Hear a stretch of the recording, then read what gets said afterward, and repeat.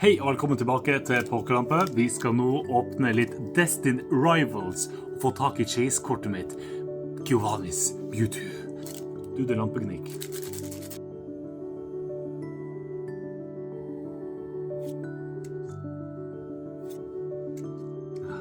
Ok.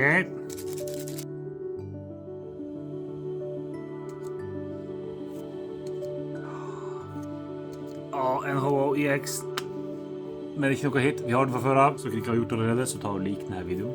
Det er veldig viktig. Kommenter under hva ditt chase-kort fra Destined Rivals er. Pakke nummer 3.